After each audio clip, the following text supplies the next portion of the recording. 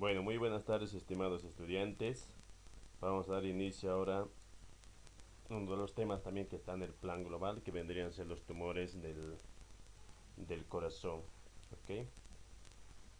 Es muy importante primero que sepan el concepto, qué son los tumores. Un tumor simplemente, como su nombre lo indica, es una masa de tejido que crece abultadamente y a veces esta puede ser palpable o no. Se desarrolla en órganos generalmente ya determinados y no siempre en la misma localización. ¿Ya? Es muy importante eh, al principio también recomendarles que diferenciar entre un tumor benigno y un tumor maligno, porque como ustedes muy bien saben, si hablamos un poquito de neoplasia o de cáncer, tenemos que diferenciar cuáles son tumores benignos y cuáles son tumores malignos, ¿verdad? Para poder diferenciar entre un tumor benigno y maligno, hay que dividirlo, ¿verdad? Entonces, ¿qué es un tumor benigno? Un tumor benigno, generalmente un tumor benigno, o se puede decir también que las células del tumor benigno no son cancerosas, ¿ok?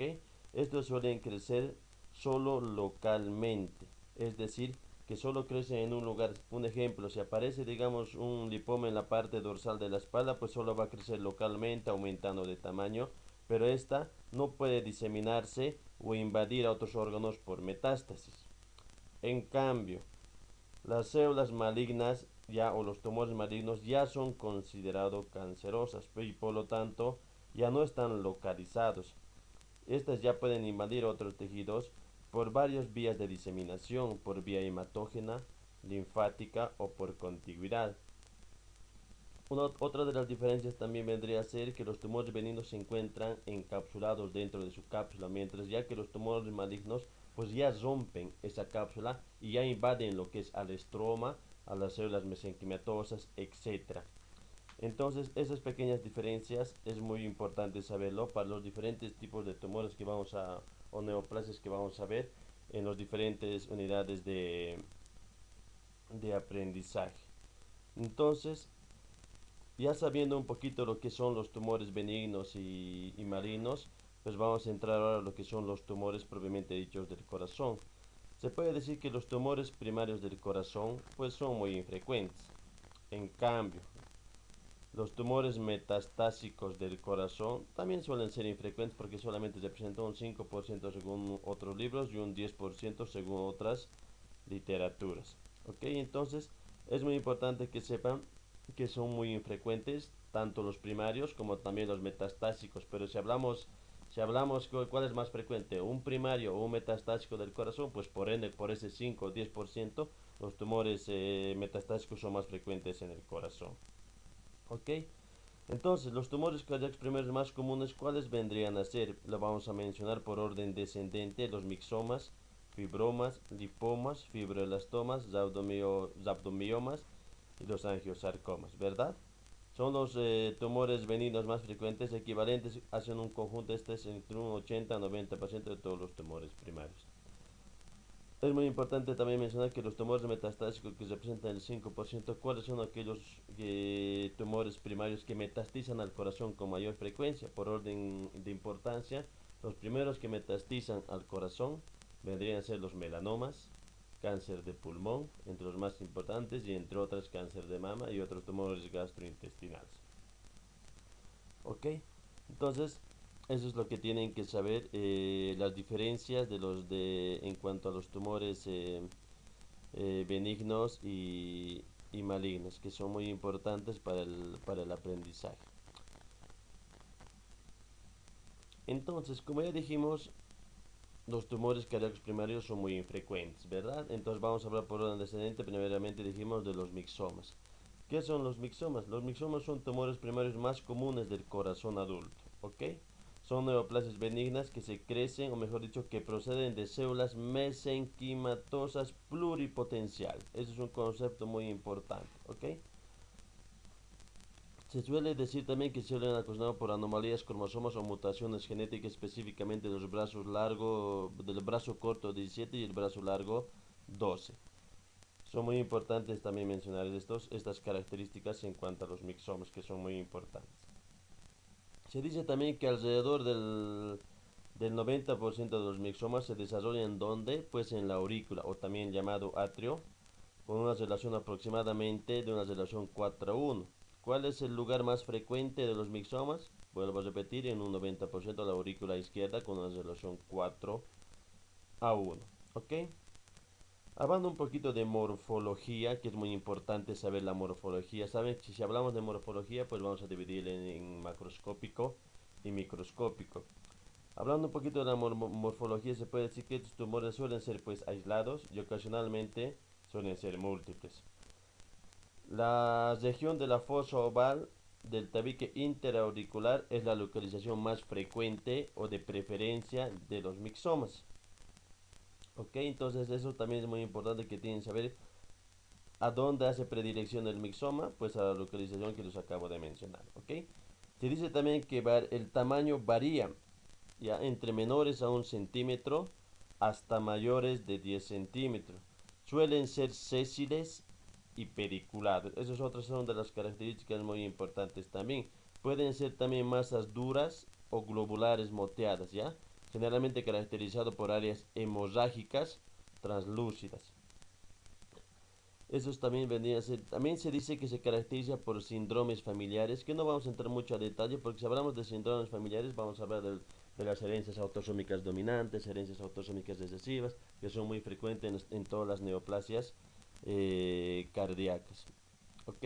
Pero con que sepan todo lo básico que es un mixoma, dónde se localiza, cuánto es el porcentaje, morfológicamente cuál es el área de predilección, pues son las cosas muy importantes que tienen que saber ustedes. En esta siguiente imagen que vamos a ver a continuación, vamos a ver lo que es pues la parte morfológica, como le dije, macroscópica y microscópica, ¿no es cierto? Donde se pueden ver acá, donde marca el cursor, pues se vendría a ser esto, una característica macroscópica, y esto vendría a ser una característica microscópica que hay que saber definir si hablamos lo que es un poquito de patología especial o anatomía patológica. Entonces, en esta imagen, ¿qué es lo que podemos ver a simple vista? En esta imagen, que vendría a ser como de cuál es la colección más frecuente de los mixomas, el atrio o aurícula izquierda. ¿Ve? Entonces, esto vendría a ser lo que es una imagen macroscópica de la aurícula izquierda. Se evidencia lesiones pediculadas grandes, originadas en donde es la región más frecuente, originadas en la fosa oval, extendidas hacia el orificio de la válvula mitral. Se caracteriza ¿por qué? Por áreas de necrosis hemorrágica. Toda esta parte negra que ven aquí ven la parte de la necrosis, la parte hemorrágica. Mientras si hablamos un poquito de microscópicamente, hablando de microscopía a diminutas dimensiones, pues ¿qué es lo que se caracteriza? En los mixomas se caracteriza porque va a haber una abundante matriz extracelular amorfa que contiene pues los mixomas, ya sean múltiples o multiculados, dispersos, etcétera, agrupados en varios grupos, como podemos ver acá, ¿verdad? Agrupados en varios grupos, múltiples pediculados en la matriz extracelular, ¿no es cierto? Teñido con tinción de hematoxilina, eosina, como podemos ver aquí a continuación en la imagen.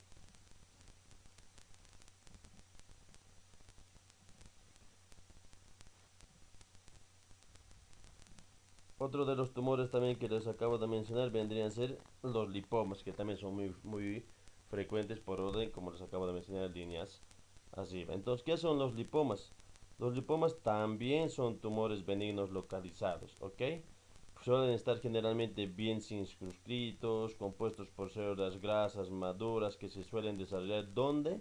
En el subendocardio, en el subpericardio o en el miocardio. Entonces ustedes se dan cuenta dónde las diferencias entre el mixoma y el lipoma. El lipoma va a ser en el subendocardio, subpericardio y el miocardio, ¿no es cierto? Generalmente se caracterizan también porque son asintomáticos, pero suelen producir obstrucciones por un mecanismo de la válvula por un mecanismo de la válvula en la cual se caracteriza por émbolos, ¿verdad? Que pueden causar accidentes cerebrovasculares. Generalmente se ubican pues en el ventrículo izquierdo y aurícula derecha o el tabique interventricular. Esto vendría a ser otra de las características también muy importantes de los lipomas, ¿ok? Estas generalmente también se caracterizan porque son lesiones que afectan, como ya dijimos, al tejido adiposo blanco. Si hablamos un poquito de tejido adiposo, sabemos que hay un tejido adiposo blanco y un tejido adiposo pardo, ¿ya? Entonces estas lesiones generalmente afectan al tejido adiposo blanco y también al pardo con áreas intercaladas, ya sea en el sitio ya sea subendocárdico, supericárdico o miocárdico, ¿ok? Son características muy importantes que tienen que saber dominarlos a la hora de que demos la prueba. Hablamos ahora de lo que es el fibroelastoma papilar. ¿Qué es el fibroelastoma papilar? Generalmente se registra porque son unas peculiares o si no muy frecuentes lesiones similares a algas marinas o anemomas marinas que generalmente aparecen de manera esporádica, que generalmente estos se suelen diagnosticar pues en aquellas personas que fallecen por otros tipos de causas. Entonces se le hace una autopsia, pues se puede evidenciar ahí lo que este paciente ha fallecido por un fibroelastoma papilar. ¿Ya? Como ustedes han visto, estos pueden embolizar, pueden causar un émbolo y causar, como los anteriores, un accidente cerebrovascular. Hablando un poquito de morfología de los fibroelastomas papilares, se caracterizan porque estos se suelen localizar pues, en las válvulas, ¿ok? Casi un 80 a 90%, sobre todo en las superficies ventriculares de las válvulas lunares y las aurículas auriculoventriculares, ¿ok? También se caracteriza porque suelen ser generalmente hasta 1 centímetro de longitud y más de 1 centímetro hablando de diámetro. También se suelen observar pues aquí a nivel ya un poquito hablando de microscopía. Se observan también pues las proyecciones suelen estar recubiertas por el endotelio superficial, recubierto de un tejido conjuntivo mixoide con abundante matriz de mucopolisacáridos y fibras elásticas, que vendrían a ser también muy importante mencionarlo cuando hablamos de microscopía. Aquí podemos ver una imagen que vemos que es característico de las algas marinas o anemomas marinos, como podemos ver acá. Es muy importante, en la imagen que ya vimos líneas arriba también se caracteriza, si lo vemos, es una autopsia de pacientes fallecidos ya por otros motivos de patologías.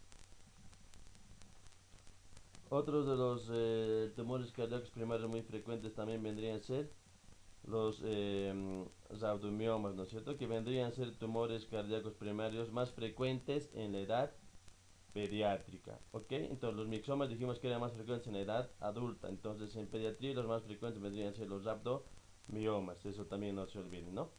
Generalmente se suelen identificar o diagnosticar en los primeros años de vida, ya sea por obstrucciones a nivel valvular o en la cavidad cardíaca. Muchas veces se asocian a otras enfermedades autosómicas dominantes o recesivas como la esclerosis tuberosa, la cual estaría ocasionada por una mutación de los genes supresores tumorales TSC1 y el C2, que no vamos a entrar mucho a detalle porque si entramos a eso pues se van a perder, pero con que sepan que los rhabdomiomas se ocasionan por genes supresores tumorales como el TSC1 y el TSC2, con eso es suficiente, ¿ok? También se dice que estos tumores cardíacos suelen aparecer de forma esporádica, ¿no es cierto? Y como les dije, de forma esporádica aparecen casi un 30-40%, ya casi un 50-60% se asocia a lo que es a una esclerosis tuberosa por las mutaciones de los genes supresores tumorales que les acabo de mencionar. Generalmente remiten sin tratamiento en la mayoría de los recién nacidos afectados y por lo general pues no requieren tratamiento. Eso es otra de las características también muy importantes que debemos saber mencionarlo, ¿ok? La expresión de esos genes supresores tumorales y la esclerosis tuberosa. Hablando un poquito de morfología de los rhabdomiomas, que se puede decir que son pues masas miocárdicas grises de color blanquecino, que pueden alcanzar desde tamaños pequeños hasta varios centímetros, ¿ok? Son diferencias que también que tenemos que saber. Ahora, ¿qué diferencias vemos a nivel microscópico? Suelen estar formados por miocitos. Estos miocitos suelen estar muy aumentados de tamaño, las cuales son característicos también si hablamos de la parte microscópica de los rhabdomiomas. miomas.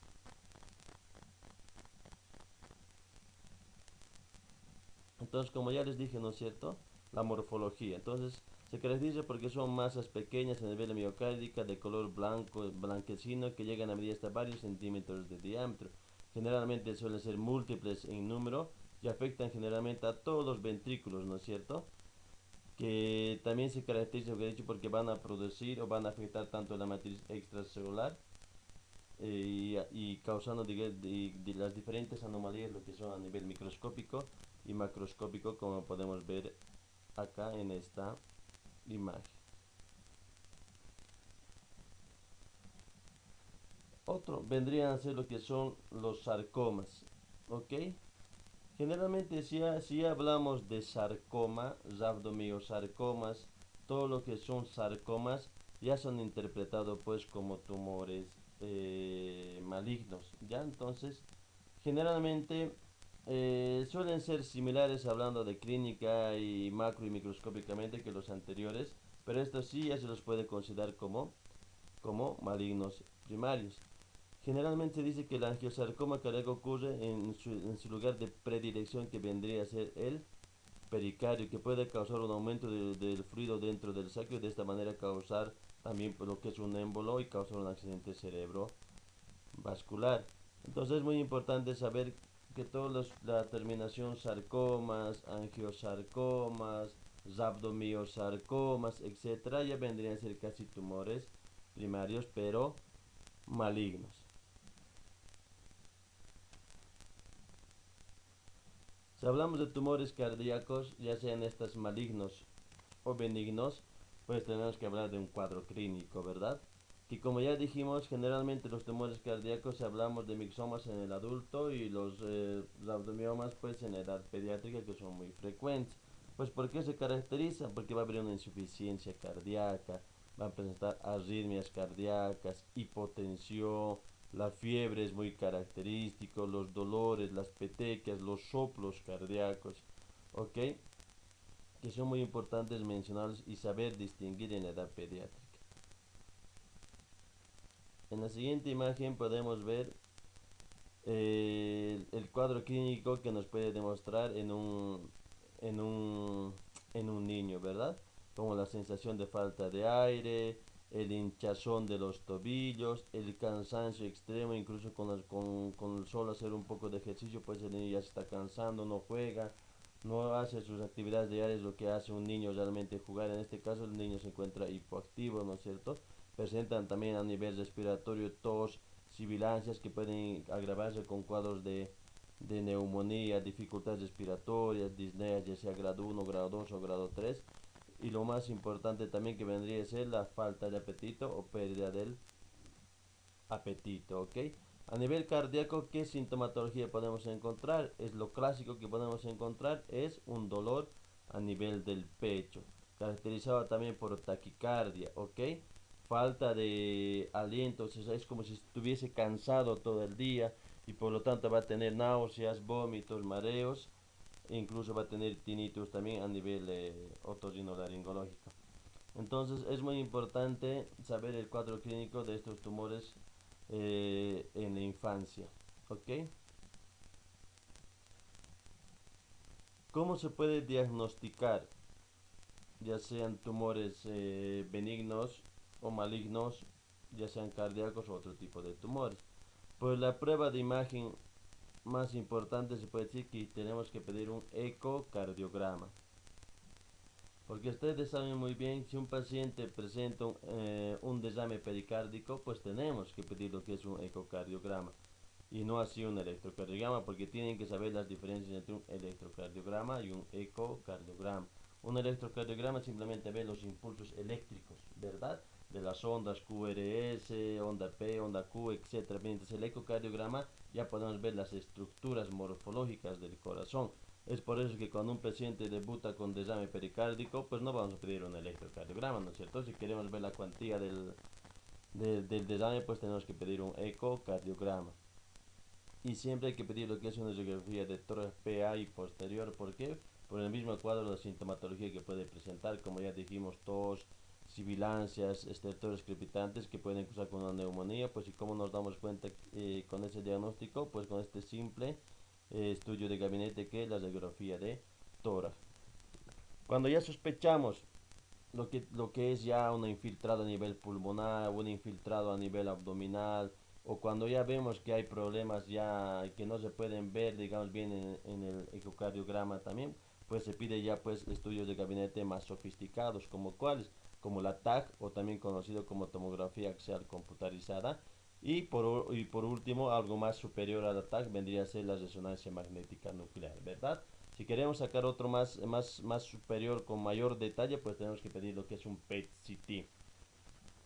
Y también tenemos que pedir muy importante lo que es un cateterismo cardíaco, una angiografía, que vendría a ser muy importante, pero esto ya pedido por el especialista que va a ser el cardiólogo o el cirujano cardiovascular. Entonces es muy importante estos métodos de estudios de gabinete, muy importantes para poder llegar al diagnóstico.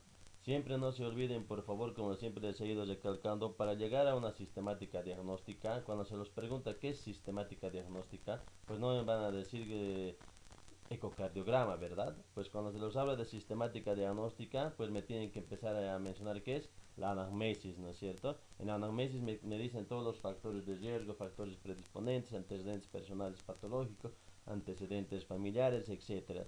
Luego de hacer una buena anamnesis, pues hacemos un buen examen físico, ¿verdad? Por aparatos y sistemas. Y posteriormente pedimos lo que son estudios de laboratorio, ¿verdad? Porque no hay que pedir siempre estudios de laboratorio que son muy importantes, porque estos pueden causar con una leucocitosis, con un proceso infeccioso, etcétera. Entonces siempre hay que pedir pruebas de laboratorio que son muy importantes. En este caso, las enzimas cardíacas, perfil renal, perfil hepático, un hemograma completo, etcétera. Posteriormente, a pedir un estudio de laboratorio, pues tenemos que pedir estudios de imagen, los que acabamos de mencionar, ¿verdad? Una vez que pidamos todo lo que es la anamnesis, examen físico, pruebas de laboratorio y estudios de gabinete, pues se puede llegar al diagnóstico, ¿no es cierto? Pero en casos ya más sofisticados, más sofisticados, donde no se puede llegar al diagnóstico, la última medida diagnóstica que tenemos que pedir, si estamos hablando de neoplasias, pues es la biopsia. La biopsia se saca por diferentes, pueden ser una biopsia por PAF o BAF, que es punción aspiración con aguja fina, o puede ser también por una biopsia con aguja gruesa, o simplemente por una biopsia por trucut, o los diferentes tipos de biopsias que se puede sacar también, con el que ya le vamos a ver con detalle en las demás neoplasias que vamos a estudiar por las diferentes unidades. Entonces acá es como ya podemos ver, ¿no es cierto?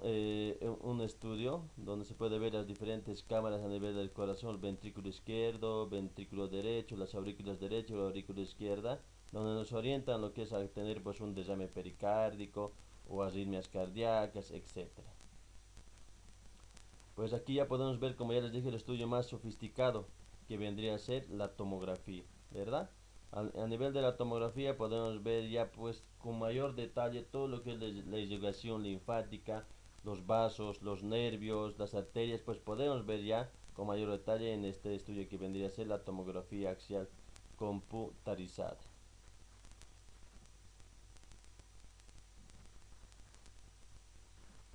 Igualmente en esta imagen podemos ver este nódulo. Como ustedes pueden ver acá, es un nódulo de más o menos unos 2 por 2 centímetros, caracterizado muy importante, donde se puede ver en un ecocardiograma a nivel fetal, ¿no es cierto?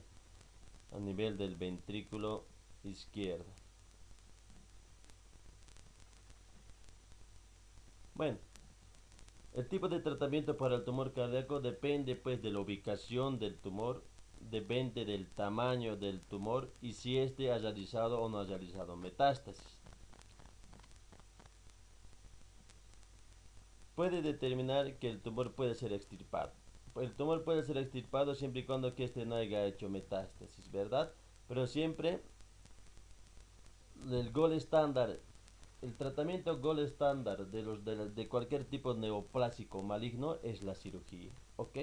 Que posteriormente, después de la cirugía, después de hacer el tratamiento de cirugía a un recién nacido o a un niño o a un infante o a un adulto, después de realizar la cirugía, para evitar que haya micrometástasis, o sea, metástasis pequeñas a otras partes del cuerpo, pues se coloca lo que es la quimioterapia y la radioterapia, con el objetivo de disminuir el riesgo de micrometástasis, ya sea a largo plazo o a corto plazo.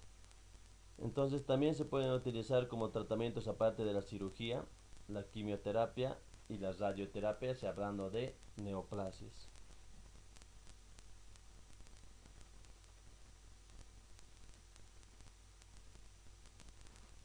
Bueno, estimados estudiantes, espero que hayan tomado atención y nota todo lo que se ha hablado. Son aspectos generales sobre las neoplasias cardíacas, que posteriormente vamos a ir viendo ya las neoplasias de pulmón, gastrointestinales, etcétera, etcétera, a medida que vayamos viendo las unidades. Ok, revisen el libro lo que es de patología estructural funcional de Robbins y tengan ustedes muy buenas tardes.